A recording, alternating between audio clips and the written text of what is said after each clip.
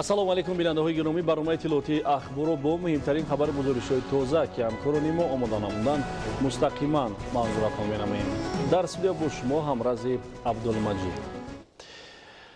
шарҳи пурраи хабарҳо. Ба шаҳри сабз табдил додани пойтахт дар доираи тадбирҳои созандагии роҳбарияти мақомоти иҷроияи ҳокимияти давлатии шаҳри Душанбе марҳила ба марҳила амалӣ карда мешавад. имрӯзо дар боғу гулгашт ва хиёбонҳо бо ҷалби масъулину сокинони пойтахт дарахтони зиёди сояфкану ороишӣ шинонида мешавад.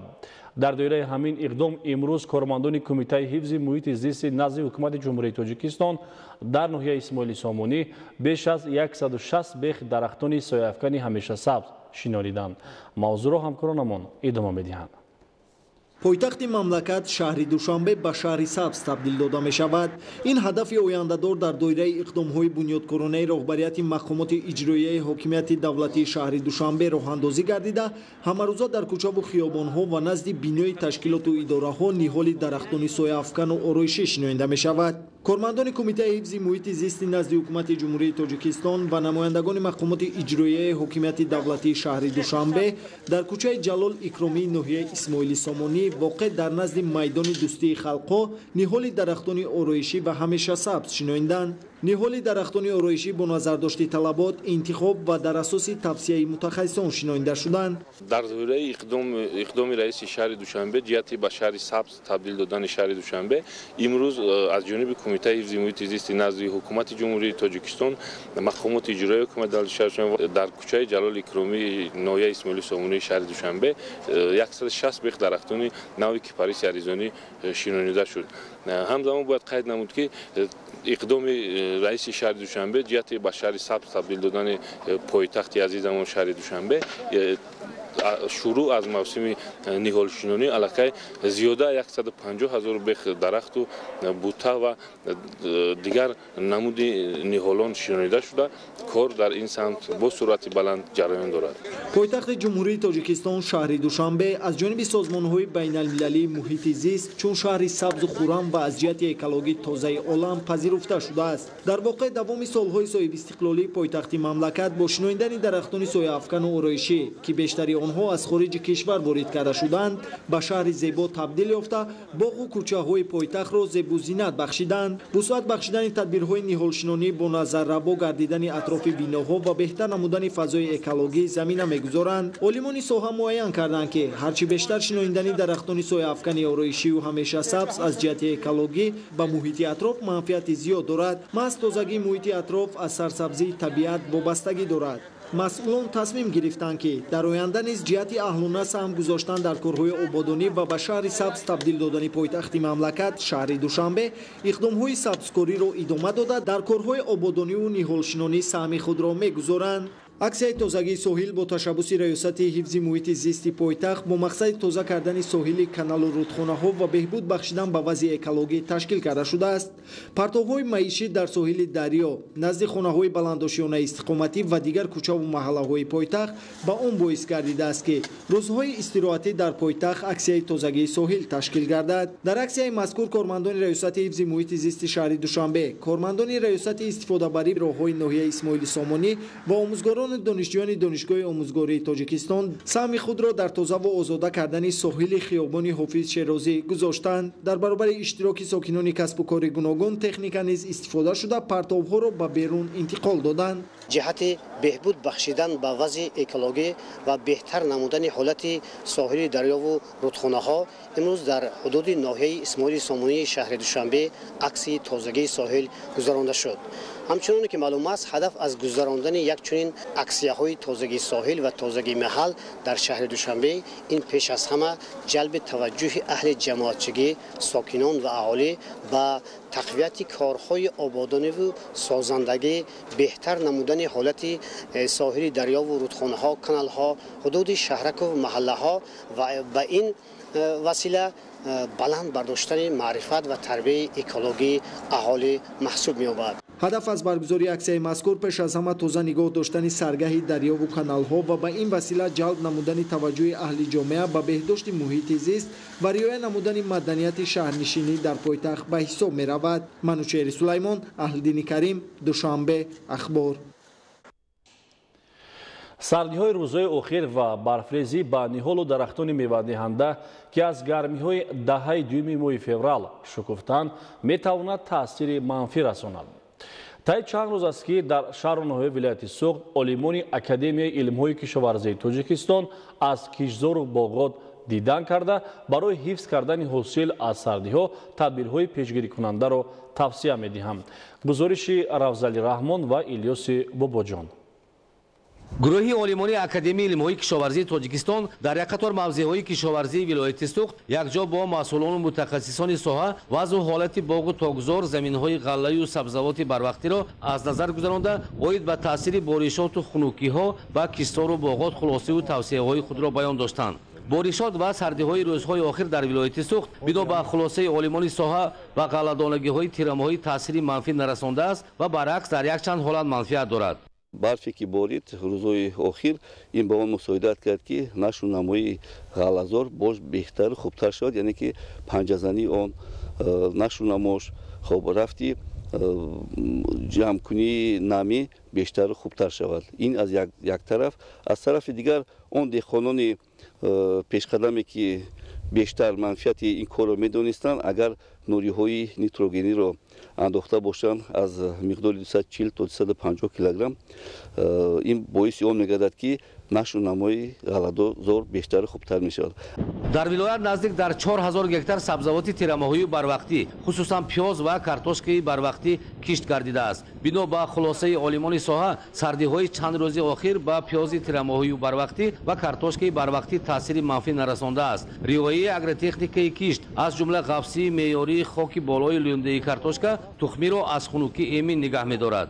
зеро бубинед ки ҳангоми кишт кардани лундаҳои картошка технология ба пуррагӣ иҷро гардидааст. лундаҳо дар чуқури 8 то 10 сантиметр кишт карда шуданд ва мо дидем ки аллакай сабзиши нахустини лундаҳо дар зери хок ва болопӯши он, яъне ки ҳамон қуллаҳои қатораҳо аз лунда сар карда то боло 8 сантиметрро ташкил мекунад ки ин ягон хатаре надорад.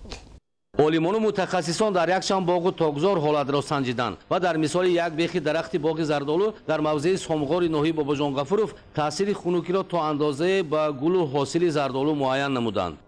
дар мисоли як шохаи дарахт таъсири хунукӣ на чандон зиёд аст, зеро ки бибинед ин ҳоло дар оғози шукуфтан аст, яъне ки муқовиматаш ба сардӣ болотар аст ва дар ин ҷо метавонем бигӯем ки ҳосил дар чунин сардиҳо талаф намеёбад. бино ба хулосаҳои илми таҷрибавӣ дарахтони боғу тогзори мавҷуда ба ин гуна нозукиҳои табиат муқовимати ба худ хос ва вобаста ба минтақаҳои табиии кишоварзӣ ва навъу намуд дарахтони мевадиҳандаи боғот давраҳои бедоршавии гуногун доранд. аз ин ҷиҳат таъсири хунукиҳои имшабурӯза ба дарахтони боғҳо аз ҷумла боғҳои зардолу дар ҳар мавзеъ гуногун аст ва бино ба гуфтаи олимони соҳа дар маҷмӯъ таъсири сардӣ ба боғҳо боиси на он қадар хавотирӣ аст. аз мушоҳидаҳо каму беш он дарахтоне ки аллакай гул карда дар давраи асосии гулкунӣ ҳастанд каму беш зарар диданд, лекин дар давраи шукуфҳо, яъне ки ҳозир муғҷо аллакай ба шукуфтан оғоз мекунанд,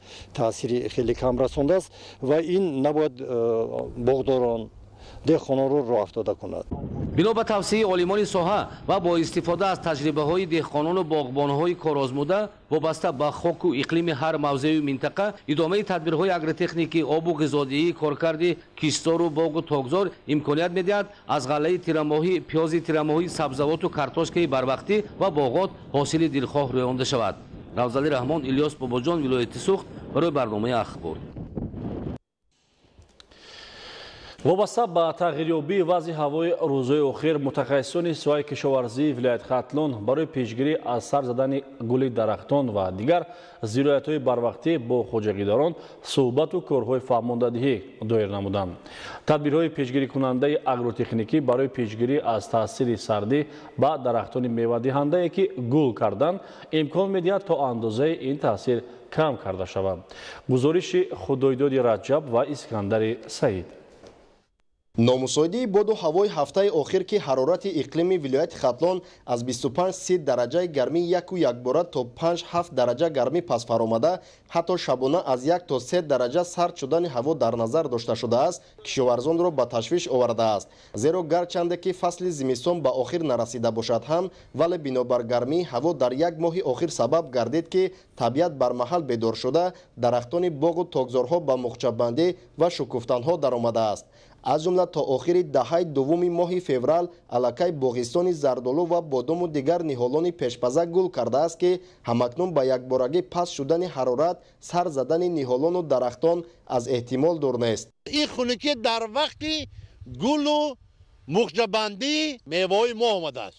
барои ҳамин ин гулу мухҷаро нигоҳ доштан ба мутахассисон пешниҳод карданд ки дар ҳамин атрофи гӯем ки контурҳои замини зардолу, дар атрофи контурҳои заминҳои шафтолу ва ҳамин дарахтое ки гул кардааст, мо бояд дуди пайдо кунем аз тарафи мана қору хасу, аз тарафи мана бисёр алафҳои бегона ки ҳамин дуд нигоҳ дорад, ҳаминро аз хунукӣ нигоҳ дорад, нагузорад ки ҳамин гули зардолии мо, гули шафтолии моя хунукӣ осеб бинад ва барои дар оянда ҳосили хуб гирифтан инам як кори фоли хеле нек аст. аз он ҷумла мана мухчое ки шумо мебинед, мана мухчо аллакай шукуфтӣ шудааст.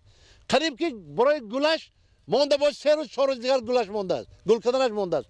локин мухчо об дорад. дар сурати агар боду ҳаво хунук шавад, метавонад ки мухчоро чикор кунад, таъсири манфӣ расонад. вобаста ба вазъи пешомада ва роҳҳои пешгирӣ аз сардиҳои рӯзҳои дар пеш истода, деҳқононро лозим меояд ки бобати пешгирӣ аз таъсири ҳавои сард дар боғу марзҳои маҳсулоти пешпазак чораҳои мушаххас биандешанд. аз ҷумла дар ин шабу рӯз зироатҳои зери гармхонаҳо парвариш меёфта ба нигоҳубини ҷиддӣ эҳтиёҷ доранд. мутахассисон бобати пешгирии заминҳои кишти картошка ва дигар маҳсулоти зери гармхонаҳо тавсияҳои гуногун медиҳанд.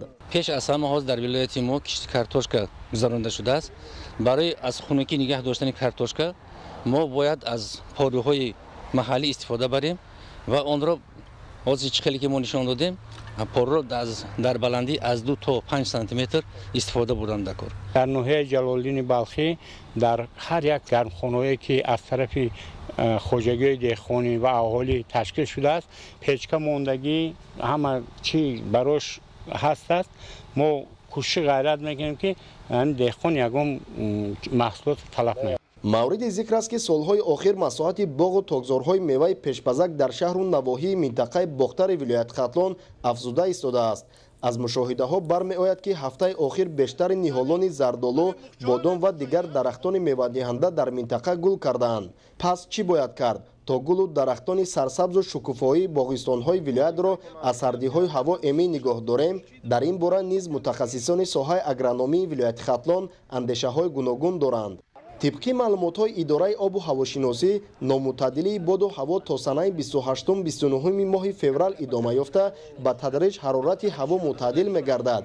бинобар ин хоҷагидоронро мебояд ки аз фурсат истифода бурда, ҳарчи барвақттар ба ниҳолону дарахтони мевадиҳанда дуд андохта, ҳамзамон марзҳои кишти картошкаву дигар сабзавоти барвақтиро бо маводҳои пешгирӣ аз сардӣ таъмин намоянд.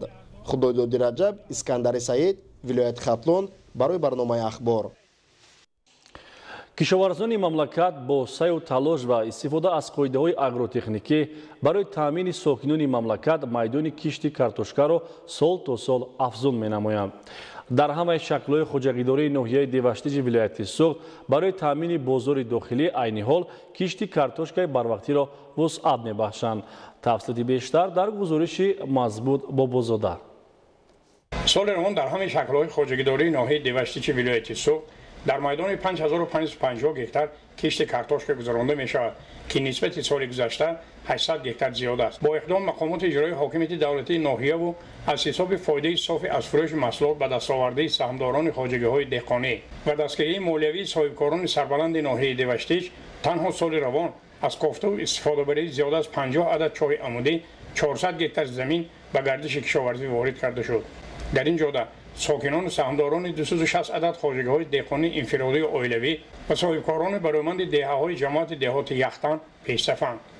бинобар дар минтақаи поёни ноҳия ҷойгиршавии деҳаҳо ва нисбатан гарм будани ҳарорати ҳаво дар тобистон, کشاورزان جماعت دهات یختن از ماه فوریه به کشت بروقتی کارتوشکا کمر بستند. از حساب به گردش کشاورزی در آوردن 115 هکتار زمین‌های للمه و پرتو در مزرعه‌های سهمی 105 هکتار و در قطعه‌های نزدیاولگی ساکنان 70 هکتار کشت بروقتی کارتوشکا دایر کرده می‌شود که در مجموع نسبت سال گذشته نزدیک 50 هکتار زیاد می‌باشد. سهامداران خواجگی دهقانی حاجی طارق‌قل در میدان 2.5 هکتار تخم کارتوشک نو علاوالدین را از خواجگی دهقانی تخم پروری اوچی قانچی خریداری و شینانیده در جماعت دهات یختن همچون یکی از اولین ها از اجرای دورنمای کشتی بروقتی خبر دادند. سهامداران فعلا با عزم و غیرت جوشان فعالیت نموده عزم دارند حاصلناکی هر هکتار میدان را به 600 سانتیمتری رسانند. سالهای 2020 و 2021 در حدود جماعت 50 عدد چاه‌های عمودی نو کوفته شده، از همین حساب 400 هکتار زمین غیر کشاورزی و للمه به گردش کشاورزی گردانده شده. دورنمای کشتی کارتوشکای بروقتی در جماعت 175 هکتار را تشکیل میکند که این نسبت سال گذشته 100 هکتار زیاد میباشد. در برابر رواج بخشیدن کشت کارتوشکای بروقتی سهامداران خواجگی‌های دهقانی جماعت دهات یختن بنیاد باغ‌های اینتنسیوی و ملی را آغاز بابرار بخشیدند. تا این مدت در خواجگی‌های کشاورزی حدود جماعت دهات 2.5 هکتار باغ اینتنسیوی با استفاده از آبیاری قطرگی و 14 هکتار باغ نهالان میوه دهنده سیب تیلارنگ و آلوی ونگری و پیسته بادام و زردآلو بنیاد کرده شده است. باغ‌های نوبنیاد بیشتر در حدود خواجگی‌های دهقانی عائلوی انفرادی اسماعیل بابا و عبدالرحمن بابا جایگیر هستند. مزبوط بابازاده از ناحیه دیوشتیج برای برنامه اخبار. ادامه برنامه اطلاعاتی اخبار. در شهر وحدت فستیوال ازمون جمهوریوی چکمای گیسو برگزار گردید. هدف از برگزار نمودن چورابینی مذکور ترغیب و تشویق تاریخ و فرهنگ، سنت و عنعنه‌های نیک نیوگان و ارزش‌های ملی بوده غالیبان دور دوم چورابینی با دور جمهوریوی راه خواهد گرفتند. گزارش همکارانمان در این خصوص تهیه شده است. با مقصد ترغیب و تشویق و تاریخ و فرهنگ، سنت و عنعنه‌های نیک نیوگان و ارزش‌های ملی در شهر وحدت دور دوم فستیوال جمهوریوی چکمای گیسو برگزار گردید. اطلاع داده شد که دوره اول آزمون در تشکیلات کارخانه و 11 جماعت دهات ریاست معارف شهر، کالج آمار و کالج طبی شهر برگزار شده بهترین ها به دوره دوم راه یافتند. در فستیوال مذکور پرورش موی، آرایش و پرداز روی، حرکت موزون، هنر والای مشاطه ها، تربیت معاشرت دختران، ترغیب و تشویق و احیای عنعنه و مراسم ملی از جمله سرشویان، موی بافان، زلف اندازی، جمالک و کاکل بافی و دیگر هنرهای مردمی نمایش داده شد. اشتراکچیان دور دوم آزمون جمهوریوی چکمای گیسو برگزاری چنین چاره‌بینی را از دستگیری و توجه به اندازه حکومت جمهوری تاجیکستان نسبت به زنان و بانوان ارزیابی نمودند. اشتراکچیان بار دیگر ثابت نمودند که آنها دارای فرهنگ بلند ملی بوده، با این وسیله در ترغیب و تشویق رسم و آیین گذشته تلقین نمودن زیباپرستی زنان و بانوان تاجیک باید سهمگذار باشند. هدف از دایر و برگزار نمودن فستیوال جمهوریوی چکمای گیسو بلند برداشتن ذوق زنان و بانوان نسبت به فرهنگ لباسپوشی، دور بودن از بیگانه پرستی، پاس داشتن ارزش‌های ملی میباشد. به غالیبان دیپلم و افتخارنامه مقامات اجرایی حکومت دولتی شهر وحدت سپاریده شد. محمد علی عبدالکریم، شکرالله نورالله از شهر وحدت برای برنامه اطلاعاتی اخبار. بینندگان گرامی، این بود برنامه اطلاعاتی اخبار. برایتان بهترین خوشی‌های زندگی را تمنا داریم.